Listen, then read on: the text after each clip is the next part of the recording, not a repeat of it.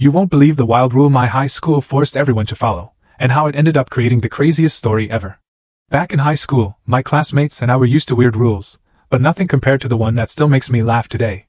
Our principal, Mr. Lawson, announced during an assembly that from now on, every student had to wear the exact same color of socks, white only, or risk detention. At first, we thought he was joking. But no, he was dead serious. His reasoning? He claimed mismatched socks distracted from the learning environment. The rules spread through the halls like wildfire, and everyone was furious.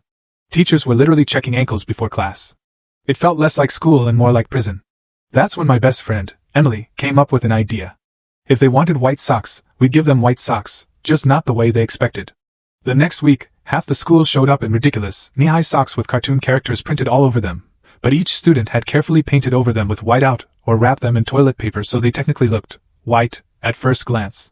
The teachers didn't catch on right away, but during gym class, the paper started falling apart and suddenly SpongeBob, flamingos, and even skulls appeared on ankles everywhere.